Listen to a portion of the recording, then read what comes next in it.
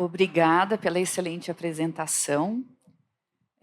Vamos abrir agora para a nossa discussão. E para iniciar a nossa discussão, eu tenho uma colocação aqui para a nossa mesa em relação aos pacientes com insuficiência cardíaca preservada e insuficiência cardíaca reduzida.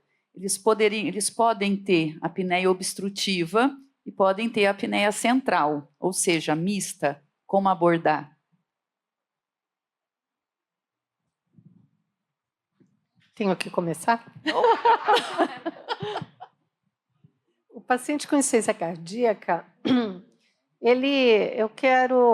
foi muito bacana, como a Renata colocou, foi um pouco decepcionante o resultado do CPAP, né? Então, isso gera algumas hipóteses. Por que foi decepcionante o uso do CPAP nessa condição? Quero ressaltar também que, do meu ponto de vista, nos outros também é um pouquinho decepcionante, né? Porque se você pegar a hipertensão, o CPAP melhorou, mas se a gente vê o quanto melhorou, é 4 milímetros de mercúrio. Pô, caramba, o cara sai de 160 para 154. Qual a relevância clínica dessa melhora de fato, né? Então, essa decepção com o CPAP, ela existe, né? A questão é, por causa disso eu não devo tratar? O que me move ao tratamento da apneia? Obviamente, antes de mais nada, as questões de qualidade de vida, que a gente sabe que o CPAP é capaz de trazer, em especial também no paciente com insuficiência cardíaca, seja ela preservada ou reduzida. O indivíduo que tem impacto na qualidade de vida, ele sim merece ser tratado. Um outro motivo que daí talvez tenha pouca evidência na literatura, mas nos meus pensamentos pessoais, é que a apneia, a gente pode pensar o seguinte, a apneia, ela prejudica o sistema cardiovascular, mas uma vez prejudicado, reverter esse processo é difícil. O que eu quero dizer? Que ela participa na prevenção, talvez, de alguns eventos, ela retarde aquilo. Existe um estudo muito bacana de hipertensão que pegou quem tinha apneia e quem não tinha nenhum hipertenso e acompanhou esse Big Data durante muitos anos.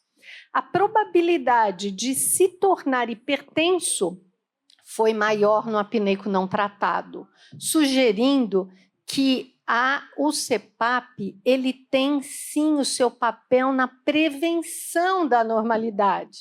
Mas uma vez ela instituída, eu acho que merece ser tratado, mas à luz do conhecimento atual, talvez ser tratado do ponto de vista de melhoria de qualidade de vida e não com um desfecho tão forte que a gente gosta, que é aquele desfecho de impacto forte em mortalidade.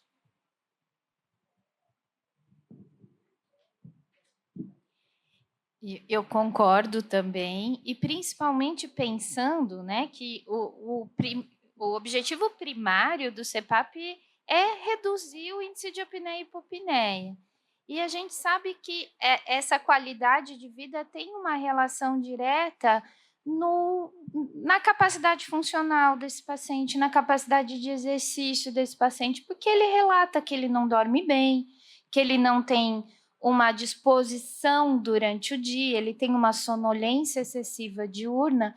Então, esses pacientes, eles acabam, muitos nos contam, a gente pode talvez dividir em duas populações, aqueles que quando começam a usar pressão positiva falam, por que eu só comecei agora? Porque minha vida é muito melhor desde a primeira vez. E a gente tem aqueles resistentes à adaptação à pressão positiva, né? Então, eu penso que a gente tentar fazer que todos possam usar nesse sentido, que a vida dele vai ser melhor, a disposição, a capacidade de exercício pode aumentar, até mesmo pela redução da sonolência, é muito importante. E eu vou aproveitar aqui e puxar a sardinha para o exercício físico, né?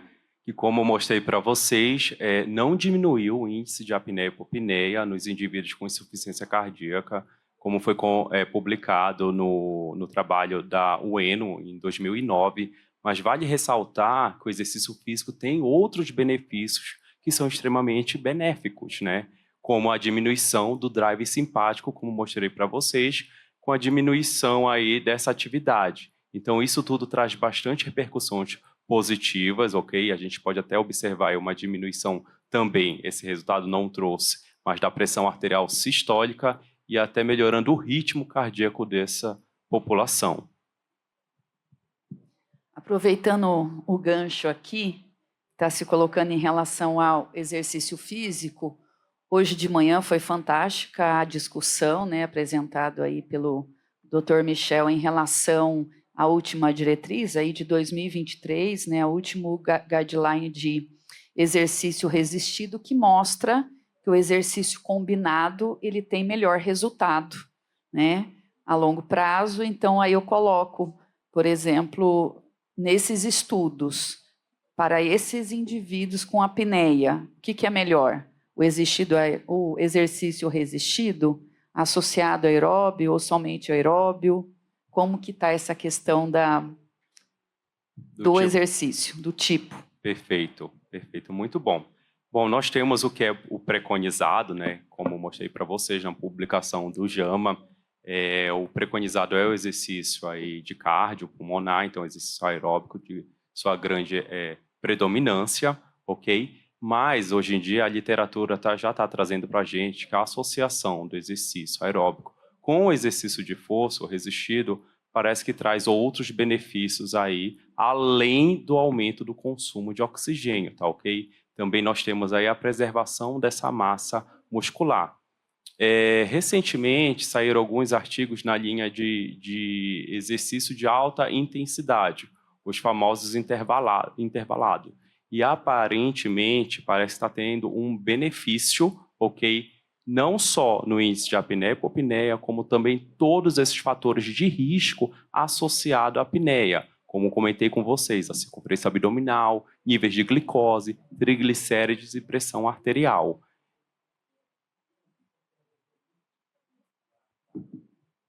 E eu lanço mais uma questão, que a gente talvez ainda não tenha total resposta.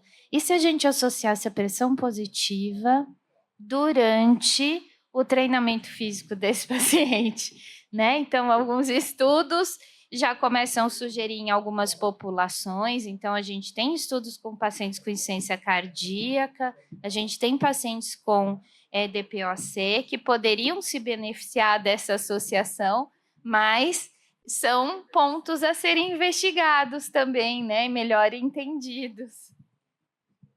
Muito, muito bacana isso. Nunca tinha pensado em fazer essa associação, deve ser interessante. Mas posso colocar só um pensamento, totalmente, exclusivamente uma hipótese.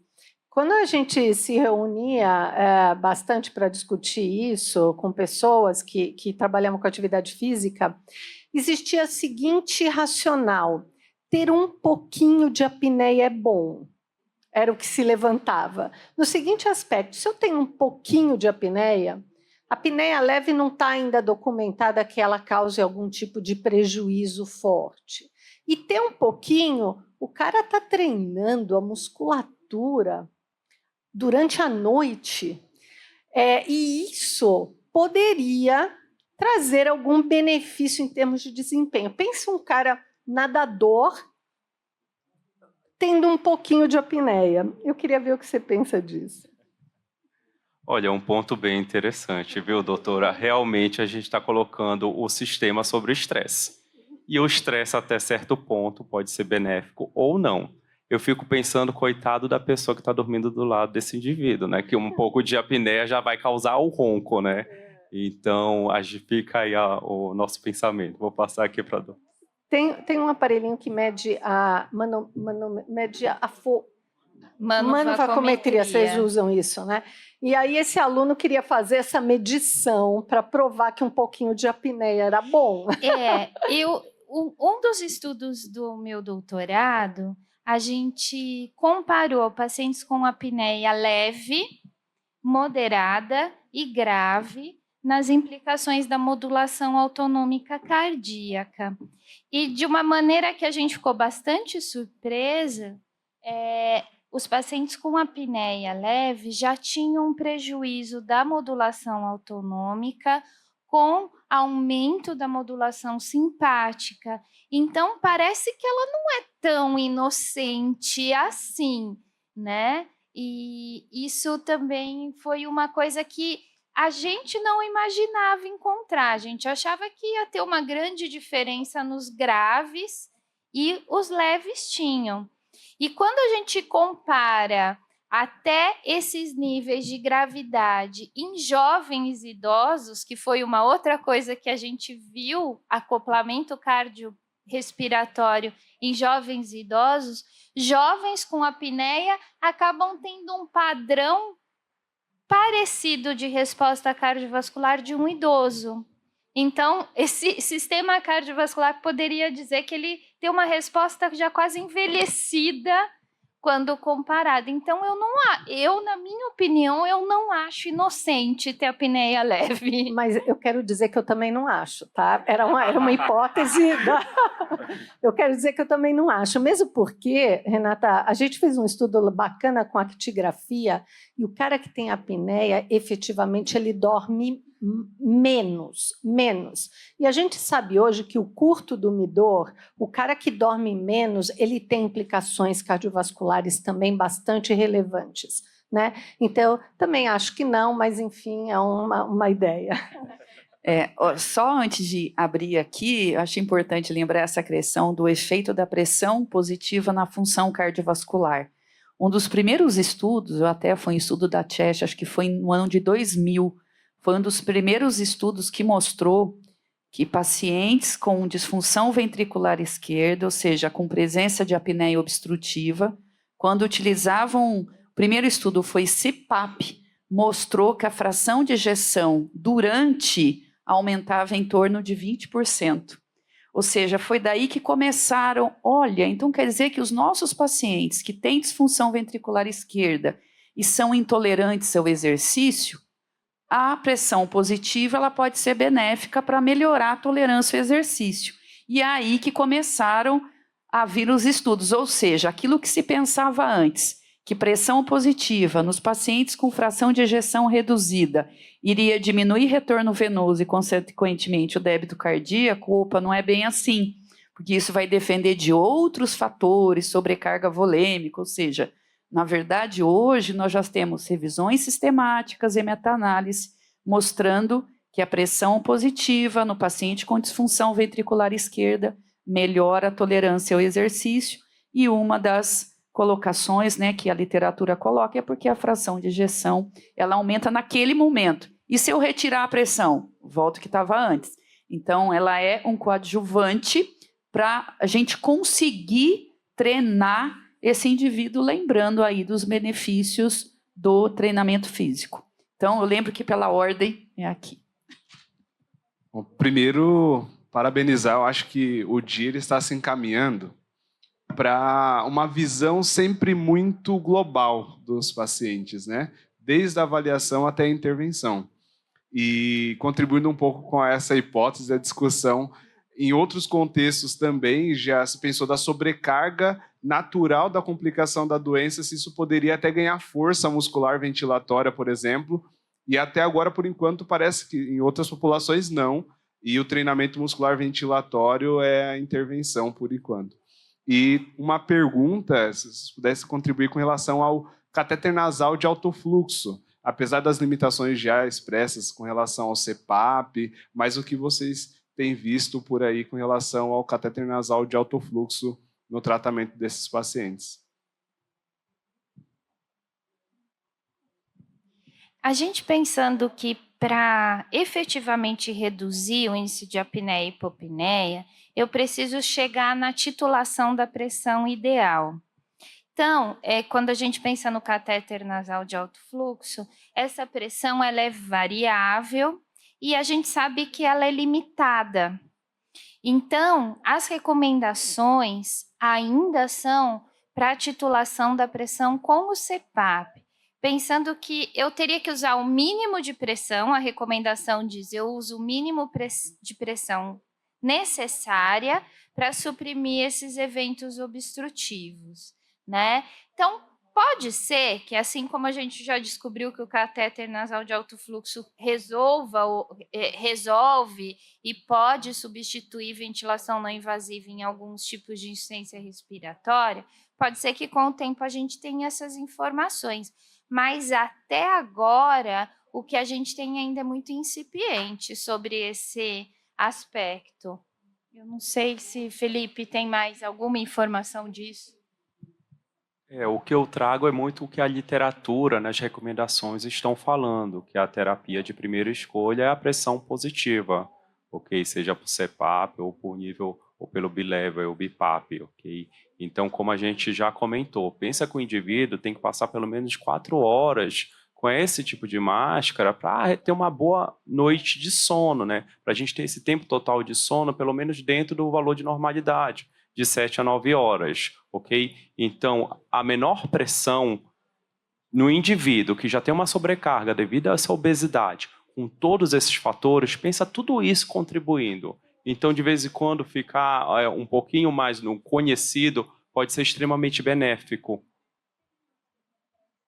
Obrigado. Bom, boa tarde. Meu nome é Rui Pires, eu sou aqui de São Paulo. Primeiro, parabéns pelas palestras. A minha pergunta, talvez um pouco mais direcionada para a doutora Fátima, pensando que é uma enfermidade ou síndrome ou doença altamente prevalente, né? E pensando que boa parte das pessoas, 1/3 da população é apneico, metade disso precisa de tratamento.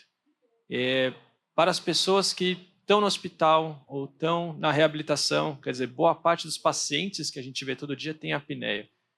Como que a gente pode começar ou ingressar esse paciente dentro da jornada do sono, né, que está crescendo, mas ainda tem uma dificuldade, o paciente fica meio perdido. Então, para os clínicos amanhã, né, assim, é o Epworth, é sair perguntando para todo mundo se ronca, como que a gente pode introduzir a medicina do sono dentro da clínica no dia a dia, né? Que dicas aí ou sugestões? Eu achei bem legal sua pergunta, porque isso é um gargalo. É um gargalo no mundo. Quando a gente olha as clínicas de sono, normalmente elas são destacadas do ambiente hospitalar. Elas ficam em outro bloco, em outro local, né? E trazer isso para dentro do hospital é um desafio grande. Você vê que esse estudo que a gente fez, por exemplo, na UTI, de abordar o sono naquele momento, ou mesmo na enfermaria, é uma coisa interessante porque aquilo sinaliza uma oportunidade diagnóstica para o paciente. Se você mandar para ele com um pedido de polissonografia e mandar ele não vai fazer, né? Não vai fazer. Então, eu acho que aproveitar o ambiente hospitalar, a gente ter uma equipe direcionada à abordagem do sono dentro do hospital, eu acho que esse pode ser um caminho, né? Pode ser um caminho. Acho também que os dispositivos residenciais também vão um pouco popularizar mais as questões do sono. Mas o que adianta eu fazer o diagnóstico se eu não tenho o dispositivo de tratamento, né? Enquanto a gente não tiver uma política forte de disponibilização pelo nosso Sistema Único de Saúde do CPAP, eu te diria que os esforços para trazer uma quantidade de diagnósticos vão ser mitigados, evidentemente, né? Então, acho que é um grande percurso ainda a ser trilhado, mas o fato de a gente estar aqui discutindo isso de uma maneira multidisciplinar, quer dizer, o fisioterapeuta tem um papel muito grande na enfermaria de perceber, pô, caramba, esse paciente está com apneia. E, às vezes, o médico não percebe, né? Às vezes ele não percebe. A quantidade de clínico que faz diagnóstico é muito pouco ainda, né? Mesmo cardiologista. Então, eu acho que essa interação talvez possa ser um caminho. Olá, boa tarde. Queria também agradecer pelas brilhantes palestras. E eu adorei a provocação da doutora Fátima com relação ao fato de, se o paciente com apneia leve, né, ele está treinando musculatura ventilatória. Eu queria dar minha opinião também aqui um pouquinho. Só lembrar que, assim, quando a gente fala de treinamento, né, eu acho que tem que ficar claro para a gente aqui que treinamento da musculatura ventilatória, como qualquer outro músculo, ele tem que ser programado, né? Então tem que pensar na carga, no tempo, no número de série, né? Enfim. E aí, aí essa provocação foi perfeita, porque assim, esse cara não está treinando musculatura ventilatória, né? A gente tem trauma de alguns dispositivos que algumas pessoas defendem ainda até hoje, que tá treinando musculatura ventilatória, a gente sabe que não está, né? Então eu achei ótima essa provocação, né? E ainda mais com o que a Rê colocou, né? Que parece que não é tão tranquila assim essa apneia leve, né? Então, só queria contribuir nesse sentido. De alguém que ama treinamento muscular ventilatório. Acho que foi por isso que esse aluno desistiu, viu? Vou te falar. Também, se alguém se candidatar e quiser seguir, ó.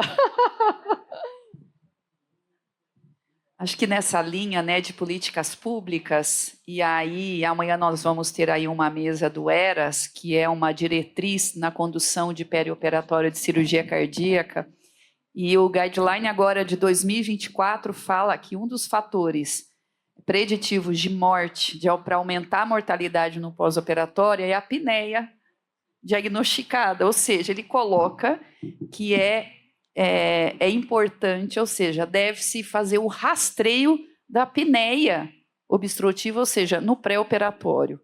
Mas daí entra essa questão. Primeiro, para rastrear, né? A gente precisa ter uma equipe e condição para isso. Mas a maior questão aí é como que nós vamos tratar, porque a gente sabe que nos nossos hospitais, muitas vezes falta um equipamento para usar numa insuficiência respiratória aguda, ou seja, como que nós vamos ter equipamento, né, um CPAP para submeter esses indivíduos, né? Então acredito que daí concordo, políticas públicas para isso, ok? Temos mais perguntas? Podemos então encerrar a mesa. Então agradecemos mais uma vez, um grande prazer. Aqui, doutora Fátima, parceira de sempre. Renata, doutor Felipe, um grande prazer. Agradecemos a todos.